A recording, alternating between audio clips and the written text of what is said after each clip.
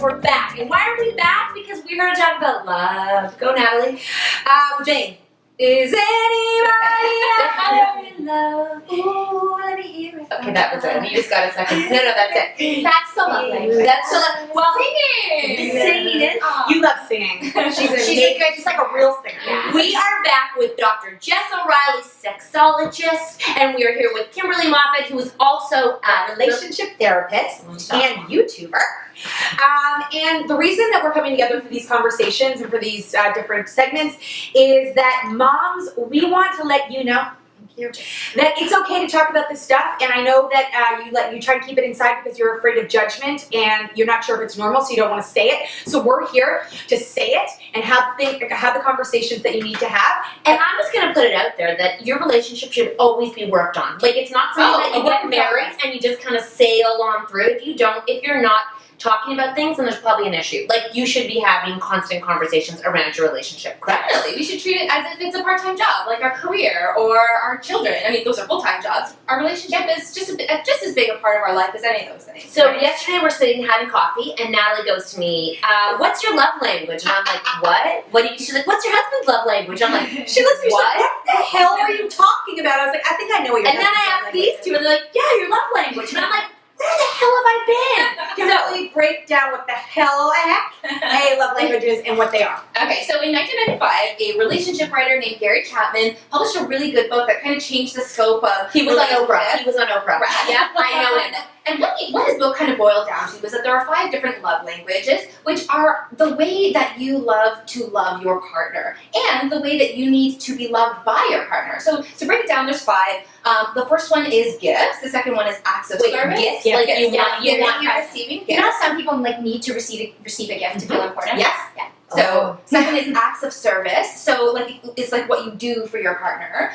3 is words of affirmation. So the things you say, like I love you, and I Right now, That's why I love what if I need all of them? Yeah. Number 3 is mine. Yeah. Okay, Number what is 4 it? Affirmation. Words of affirmation. Words of affirmation. Number 4 is physical touch and intimacy. And 5 is quality time. So like going to a movie or having a conversation. What if you're all And 5? I was gonna say that's the first thing everybody says. Like, I want all 5 of them. All 5. But there's usually like a primary mode Yeah. that you can't do without. And when you speak a love language that's different than your partner's, it's like speaking Korean and English and expecting Is to this like understand women each other. are from Mars and women No, are from Venus? not No, whatever that is that was. No. usually Not we at all. want to love someone in the way that we want to be loved. So we assume, Yes. hey, if I really need and want gifts to feel important, I'm going to assume that my partner wants those things, and that's what's going to make them feel good as well. But the truth is, we're all different. We have like our primary and our secondary love language that we need to use or that we need to receive. And the key is understanding what are our partners, because if we can do that for them, then our relationship's going to be a lot happier. Okay. How do we find out what their love language is?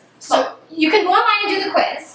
But if you Wait, think the like quiz www.whatisyourlovelanguage? Or if you're five love languages, yeah. Google it and it We'll comes put it up. 5 love languages. Maybe I should do it on But Periscope. if your partner doesn't want to do the quiz, basically you look at how they communicate with you, right? So if I'm always giving gifts, that's probably what I want in return. Right. Or you look at what they're always asking for or complaining about. Right. So if I complain that my partner doesn't say I love you a lot, or I complain that he or she is not affectionate a lot, that's probably my primary love language. Okay, I think I have a little window into my partner's relationship. I'll start there. I think I know something about her husband. I think that your husband, he thinks your love language is the acts of service, and he does lots of things for you. And gifts. Hold on, he does things for you. And his love language, what he wants from you, I think, is he wants you to give him words of affirmation. I don't know. No, I get lots of words of affirmation. I think he wants that from you. No, I think he wants gifts. I think he wants. I didn't mean You know what? No one ever says my love language is gifts. Like whenever I do an activity where we divide the room by love languages, no one ever says gifts. Why do you think people are too embarrassed? Because gifts is probably my secondary thing. Like, I love getting gifts. You feel But it's special. not that I want the thing. It's like because it's like someone is like thinking of you, and they do something that they will think make your day, even if it's just like a cupcake or like something that shows Like your favorite magazine. Yeah, that's a gift too. You know, And it can make way you back when feel good. way way back when we were dating, one morning I woke up and my husband had gone out and he was not my husband then, he was just my boyfriend. Maybe we weren't even dating, maybe we were just seeing each other. You were and I Were you Netflixing and chilling? We did. I don't think Netflix existed then, but we definitely were doing necking or something. But anyways, I came necking her. How old are you? And I was, She's 77. After the necking, there was some heavy petting. she's so good at that. We were fingering. No. That's a She didn't joke. say finger banging. Finger banging. That's a joke. Fingers nowadays. Anyway, I don't know. I'm not a teenager anymore.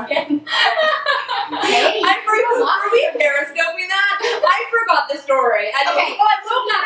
And he got every single one of my favorite things, like it was just food, but I liked gummy bears. He got my popcorn. He got everything. My favorite. Well, and he made me chocolate chip pancakes. It was when I could just eat sugar. Yeah, and I woke up and he let me sleep and it was all done. I was like, wow, is that a gift or is that a service? That's a gift and an act. I don't know, big act of service. A double. Yeah, like it's a lot of work to go and get that Yeah. stuff. And the thing is, you're going to speak a different love language. Like, I know that my husband's, he communicates in acts of service. He tries to do everything for me to just make sure my life goes smoothly. Mm-hmm. But all I need is words. So it's like, so you have to tell him, like, I just need to hear this. He's like, what do you mean you don't know that I love you? I've shown you all day that I'm like, I know that you've shown me, but I just need the words. And that's my primary language. Like, I can't change the fact that English is my first language.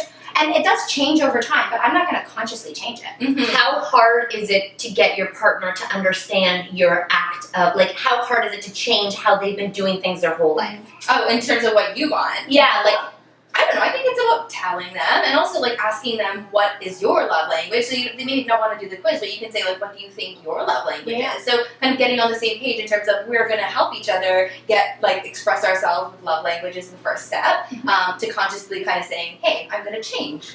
Well, That sounds like a bit of a challenge in itself. Just getting your husband to talk about his love. I have an idea. We vision board. We made our husband's vision board one night as a date. We all got our vision boards out, and they definitely like a Catherine and Natalie. Yeah. So maybe we do like a love language quiz one night. The four of us, we go out for drinks, we take them out for dinner, and we make it a fun thing. That's fun. You want to do that? They will hate us. I love it. Yeah, let's do it, and then we'll Periscope it. And then we'll YouTube it.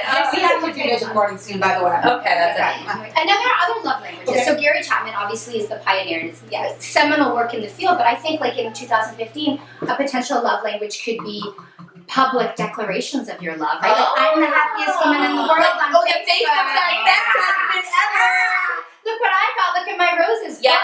Or like in 10 years ago, maybe when we weren't all tweeting all the time and twatting, it could have been like Twatting. sending flowers to your office. It's not just about the gifts. I know that when I travel for work and when I'm away, I'm always away for the month of February when my birthday falls there and Valentine's. And my husband is not a gift buyer. Okay, we don't exchange gifts, but he always sends these roses this big to the set where I'm filming. That is so Kanye of him. It is so, and it's totally about kind of marking it and saying like, which is fine. I mean, we live. It's underscored by equality and respect and whatnot. But he sends these big. I'm like literally all year. He doesn't buy anything, and then when I'm away on set, with, working with the crew, I get these big. That territorial set men. It's like the Ross and Rachel thing in Friends where he like decorates her whole office and then she says you might as well come and pee all over. But he's trying to be really sweet. So I guess my question is this easy to do? And is it a way to maybe enhance your relationship without having to do too much extra work?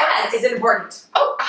I think it's important and it's easy to do. Anyone at home can do it. I think the key is about awareness. And so instead of doing the thing that we're currently doing, it's about shifting our awareness and saying, instead of doing this, I'm going to do that, right? So there's no extra work involved. How long is that That's book? mentality.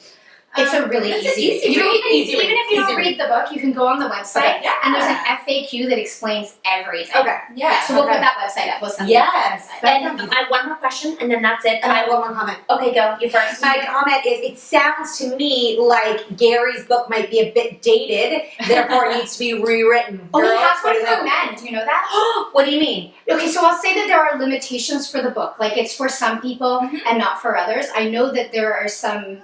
I think there are some religious undertones in the book. I know he does some, and that's fine for some. That's great for some people. Maybe not great for you, but it's such a powerhouse of a brand that it can be adapted for lots of people. Like start with the website, and it has been updated. Yeah. Right? Like, No, but I mean like updated, like, you know, now with all the Facebook and the tweets and all that. Like it should be like a modern day love. I've been like meaning to write an article on like the newer ones, like the technological ones. And the sex ones. There's got to be sex Well, this languages. is so interesting to me because what Kimberly said really resonated, that if I like gifts, if that's how I feel loved, I give you gifts. But that's not necessarily how you interpret love. Yes. People do the same thing in bed. Like if you like to be touched a certain way, you touch your partner that way. And so I know that this is such a weird thing, and maybe it won't make sense, but when I touch my husband's body, like if I'm giving him a massage, I won't touch his knees. I stay away from his knees because I don't like my knees touched. And I'm like, for 15 years, I've not been touching his knees, and then I noticed it last year. Does that make sense? Yeah.